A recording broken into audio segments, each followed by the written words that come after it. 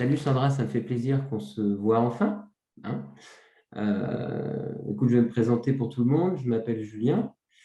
Je vis dans le sud de la France, à côté de Montpellier. J'ai 37 ans. Dans quelques jours, j'en ai 38. Le 4 mai, je répète, le 4 mai, je suis marié à un homme extraordinaire qui est mon accompagnant au jour le jour dans la maladie, dans les maladies plutôt, puisqu'aujourd'hui, j'ai été diagnostiqué en 2018 bipolaire de type 2, donc à phase de manie, donc à type accélération des pensées, gestes, paroles, peu dans la dépression. Septembre 2019, un cancer du poumon, un CBNPC.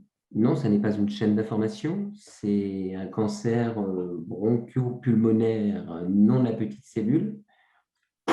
Vous en faites ce que vous voulez, je ne sais pas ce que ça veut dire. Voilà. Et en 2020 m'a été diagnostiqué un cancer lymphatique qui est totalement différent, qui n'est pas du tout la résultance de la propagation du cancer du poumon. C'est un deuxième. Mon corps s'est dit un seul ne suffit pas, il en faut deux. Et j'ai été testé positif il y a très peu de temps au Covid, mais je l'ai viré aussitôt qu'il est arrivé. J'étais chef d'entreprise, j'ai dû arrêter mon activité parce que la maladie ne me permettait plus d'assumer. Et donc, je suis aujourd'hui reconnu invalide à 37 ans. C'est cool, hein?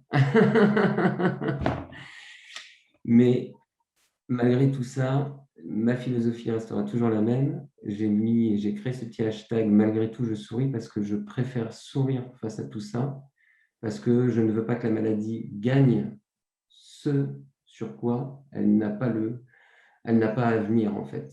Sourire, on peut le garder, et tout ce qu'on ne peut pas donner à la maladie, il ne faut pas lui donner. Tout ce qu'on peut lui reprendre le plus vite possible, reprenons-le.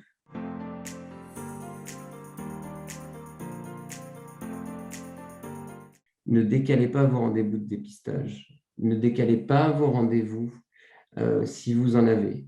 Si vous avez peur d'aller en chimiothérapie tout seul ou toute seule, allez-y quand même et parlez-en tout de suite au personnel soignant. Ils sont là et ils sont de très fortes écoutes. Ne décalez rien du tout. Le Covid fait peur, soit, mais on entend trop de décalage, on entend trop de retard de prise en charge. Et ça sera beaucoup plus dramatique que ce que le Covid est en train de générer. Donc, par pitié, suivez toutes les préconisations médicales. On ne les décale pas, sinon c'est papa cucu. Ah, alors, ça, c'est sympa, parce que le nom, c'est mes cancers, ma bipolarité, ma vie. C'est un super résumé, hein. C'est sympa, hein. C'est sympa.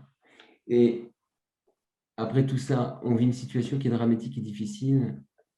Quand ça ne va pas, il y a une vraie communauté, il ne faut vraiment pas hésiter à le dire. Détresse psychologique, il faut utiliser les numéros qui sont mis à notre disposition. On a le droit de faillir face à ça, c'est tout à fait normal. La plus grande force que peut avoir une personne et un être humain en général, c'est de savoir dire qu'il est faible par rapport à quelque chose et qu'il a besoin d'aide. Le fait de le cacher, pour moi, ça le rend plus faible et ça le rend vulnérable. Et il ne faut surtout pas. En tout cas, moi, j'aime beaucoup ce que vous faites, cette association, et je pense qu'il faut impérativement que tous ensemble, on fasse connaître tout ce qu'il y a autour et qu'on se batte, non pas pour se plaindre, mais pour faire évoluer les choses. C'est important. Faites attention, c'est pas fini, c'est pas parce que les vaccins sont là que oulala, tout est fini, pas du tout. Soyez prudents, prenez soin de vous, et puis vous, l'association, continuez ce que vous êtes en train de faire parce que c'est comme ça.